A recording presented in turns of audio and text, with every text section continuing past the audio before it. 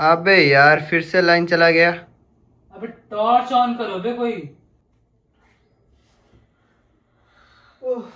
एक तो ये गर्मी, ऊपर से लाइन भी चला गया। मैं अब ये गर्मी बर्दाश्त नहीं कर सकता। मैं भी इस गर्मी में तंग आ चुका हूँ। तो फिर चलो चलते हैं। कहाँ कहाँ? गैंगटॉक।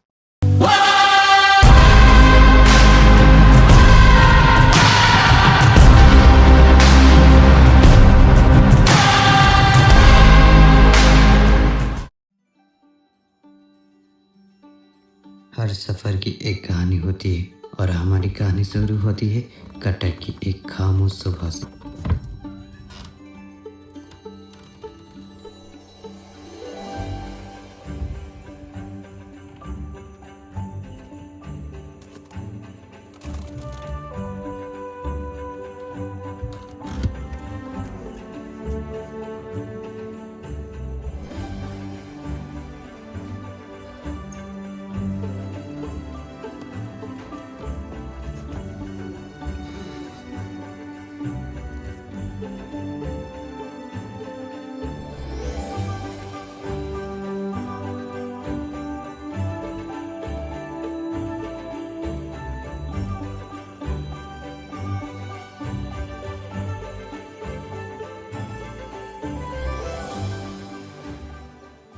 मेरा तो हो चुका है, इन दोनों का अभी तक नहीं हुआ। अरे सिरू भाई आके पहुंच चुके हैं। सिरू भाई हाय कर दो।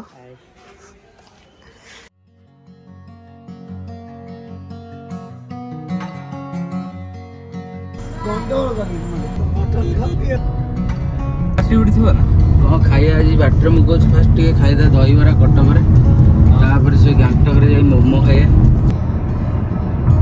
विपा भाई कुआडा सकाळ सकाळ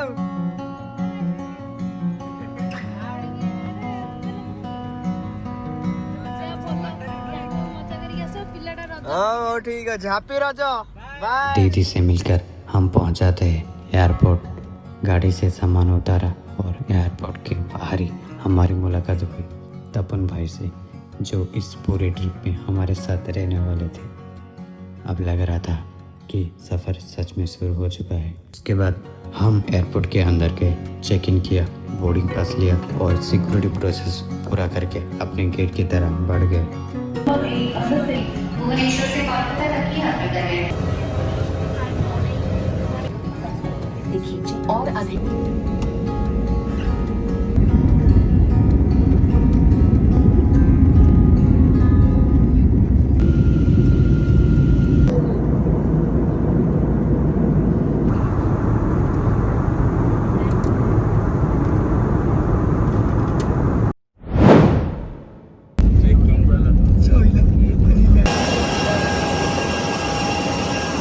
हम आके पहुंच चुके हैं कलकत्ता एयरपोर्ट पर।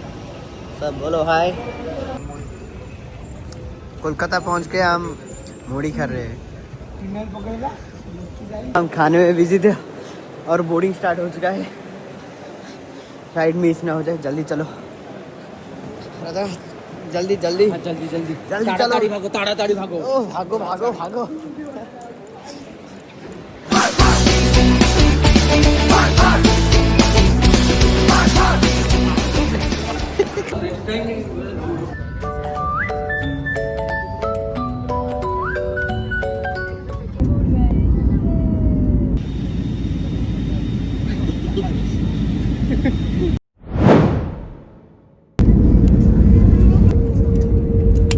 फाइनली हम बागडोगरा में पहुंच चुके हैं।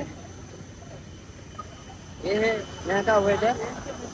हल्की हल्की बारिश हो रही थी, अभी बंद हो चुका है। और से निकलते ही हम बैठ जाते हैं कार में।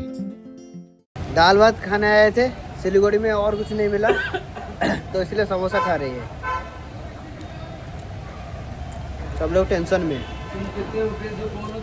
क्योंकि यहाँ पर पैसा तो ज़्यादा ले रहे हैं लेकिन खाना मतलब ठीक नहीं है, जैसे उड़ीसा लोग खाते हैं।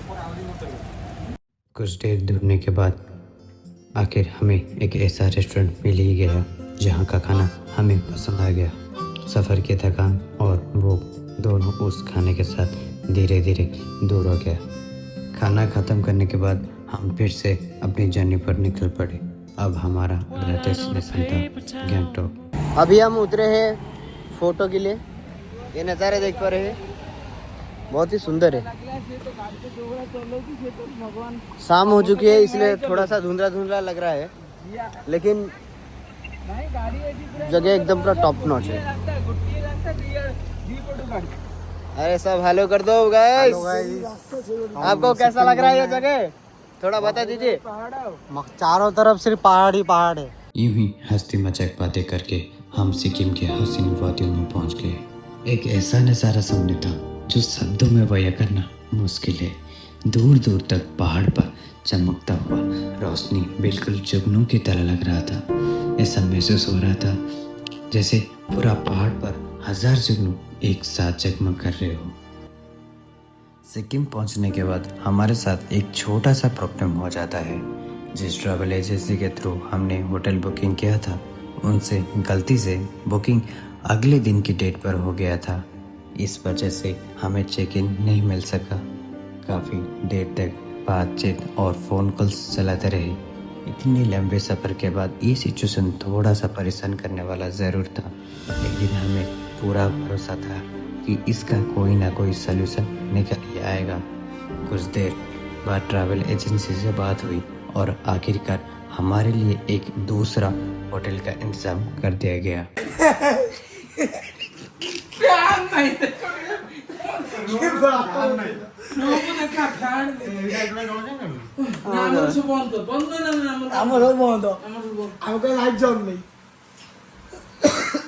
गाइस अभी सुबह के 4:30 बज रहे हैं और ये है गैंगटॉक का कुछ वेदर। 4:30 बजे यहाँ पर बहुत जल्दी सुबह हो जाता है। और एक गाइस एक प्रॉब्लम हो गया है, मेरे राइट शोल्डर में ब्लीडिंग हो गया है क्योंकि मैं गया हेमोफिलिया। छोड़ो कोई बात नहीं, इसको इग्नोर मार के मैं आज का ब्लॉग स्टार्ट करता हूँ। थोड़ा ज़्यादा पेन हो रहा है तो मैं इसको मैनेज कर लूँगा।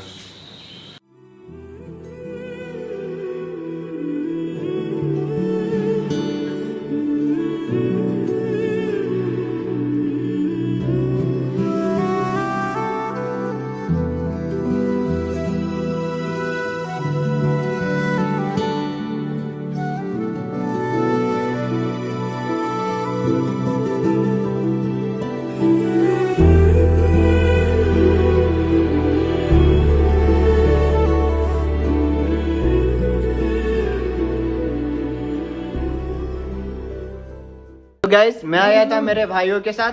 ये है मेरा भाई प्रतीक, हाय। और ये है हमारा मतलब बड़ा भाई तपुन भाई, हाय। और ये है हमारा छोटा भाई टुकुन भाई। और ये है हमारा ट्रिप मैनेजर राजा काका। हेलो बोलो।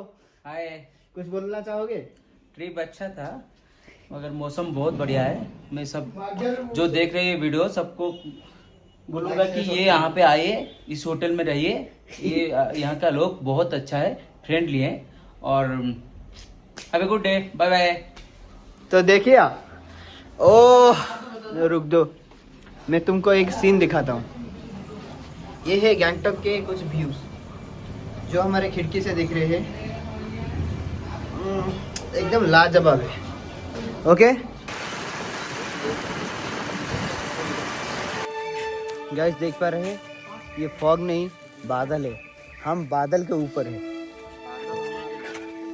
ये जो देख पा रहे हैं जो वाइट ये एक्चुअल में बादल है। लग रहा है फॉग जैसा, लेकिन ये एक्चुअली में बादल है। क्या खूबसूरत नज़ारा है, यकीन नहीं हो रहा मैं बादल के अंदर हूँ।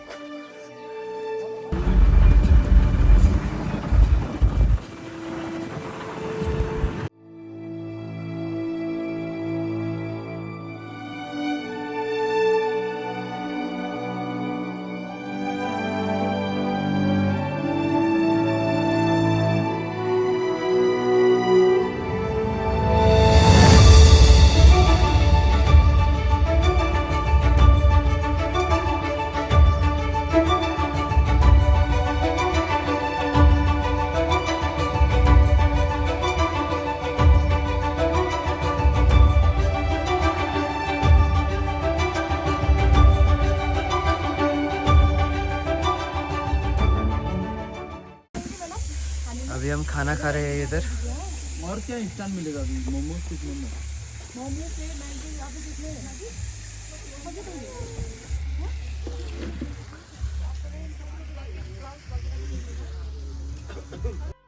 ये कहानी है एक बहादुर इंडियन आर्मी सोल्जर की।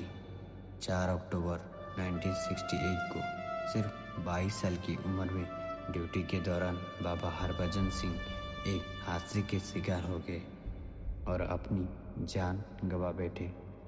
कहते हैं कि कुछ दिनों बाद उन्होंने अपनी साथियों के सपने में आकर अपनी बॉडी की लोकेशन बताई और तलाश करने पर उनकी बॉडी वहीं से मिली।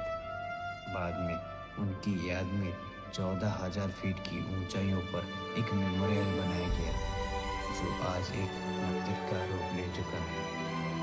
आज भी कई लोग मानते हैं कि बाबा हरभजन सिंह की आत्मा देश की सीमाओं की रक्षा में इंडियन आर्मी की मदद करता है। हम हैं अभी 14,000 फीट के ऊपर। सांस लेने में तकलीफ हो रही है, इसीलिए हमने एक ऑक्सीजन सिलेंडर लिया। ये जब ज़्यादा ऑक्सीजन की कमी हो तब हम इसे यूज़ करेंगे। मुझे तो थोड़ा थोड़ा महसूस हो रहा है ऐसा कि ऑक्सीजन बहुत कम ही मिल रहा है। फाइनली हम पहुंच चुके थे नाथुला पास की ऊंचाइयों पर। ये वही जगह है जहां से इंडिया और चाइना का सीमा साफ नजर आता है। हमने चाइना की तरफ देखा और बॉर्डर पर तैनात जवानों से भी कुछ बातें की। उनसे मिलकर उस जगह को इतनी करीब से देखकर एक अलग ही एहसास हो रहा था। लेकिन सच कहूँ, हमें उम्मीद थी कि यहाँ बहुत ज़्यादा ही बर्फ़ देखने को मिलेगा। अफसोस उस दिन बर्फ़ उतनी नहीं थी जितनी हमने सोची थी। इसीलिए कुछ देर वहाँ का खूबसूरत नज़ारा देखने के बाद हम होटल की तरफ वापस निकल पड़े। देखो यार, ये है चाइना का टाइमलाइन और ये है हमारा इंडिया का टाइमलाइन। देखो वहाँ पर जाने से मतलब टाइम भी चेंज हो गया। देखो वहाँ पर 12 बजे है, मेरे फ़ोन में भी 12 बजे है, लेकिन इनके फ़ोन में 9 बजे है। इधर भी है, ये हमारे ये कार में भी 9 बजे है। देखो यहाँ पर टाइम अलग अलग चलता है। यहाँ पर भूटान में भी चलता है, मतलब अलग टाइम लाइन है। अभी हम चाइना से हो गया है ना, तो इसीलिए हमारा टाइम 12 बजे दिखा रहा है। यहाँ पर मतलब हाई एल्टीट्यूड पर आने पर ये चिप्स का पैकेट फूल चुका है। हमारे सारे चिप्स का पैकेट फूल चुका है। देखो पहले ऐसा नहीं था, लेकिन यहाँ पर फूल चुका है क्योंकि हम 14,000 फीट के ऊपर है ना, इसलिए। होटल की तरफ वापस लौटते हुए हमने सोचा कि इस खूबसूरत सफ़र की कुछ यादें और कैमरे में कैद कर लिया जाए। इसीलिए हम चंगू लेक के पास कुछ देर रुके और वहाँ की खूबसूरती के साथ कुछ तस्वीरें खिंचवाई। आगे बढ़ते हुए रास्ते में हमने कुछ खूबसूरत झरने भी देखने को मिला। इतना प्यारा नज़ारा देखकर वहाँ रुके बिना रहना मुमकिन ही नहीं था। कुछ फोटोज और वीडियोस बनाने के बाद हम फिर से अपने सफ़र पर निकल पड़े और सीधे होटल पहुँच गए।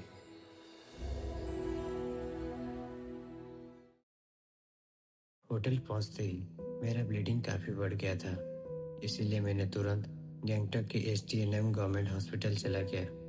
इमरजेंसी में इंजेक्शन लेने के बाद मेरी तबीयत पहले से बेहतर था और उसके बाद हम वापस होटल लौट आए। होटल में थोड़ी देर आराम करने के बाद हम निकल पड़े गैंगटॉक के मशहूर MG मार्केट की तरफ। रोशनी से जगमग करती सड़कें और वहाँ का माहौल देखकर सफ़र की सारी थकान ही दूर हो गया। सबसे पहले हम लोग लाल बाजार गए और वहाँ से कुछ शॉपिंग की। उसके बाद बारी थी गैंगटॉक की फेमस फूड ट्राई करने की। हमने मोमोज और रामेन का मज़ा लिया। साथ ही मैंने पहली बार सुअर का मीट भी ट्राई किया, लेकिन सच कहूँ तो मुझे वो बिल्कुल ही पसंद नहीं आया। खाना ख़त्म करने के बाद हम बारिश में भीगते हुए MG मार्केट की खूबसूरती का मज़ा लेते रहे। जगमग करती रोशनी, ठंडी हवा और बारिश के बीच आज का दिन एक खूबसूरत याद बनकर ख़त्म हो गया। आज गैंगटॉक में हमारा आखिरी दिन था और अब वक्त आ गया था कि इस खूबसूरत शहर को अलविदा कहने का। दिल में ढेर सारी यादें और कैमरे में अनगिनत लम्हे लेकर दार्जिलिंग की तरफ निकलते हैं। गैंगटॉक को बाय बोलते हुए इस कहानी का एक खूबसूरत सा चैप्टर यहीं ख़त्म होता है।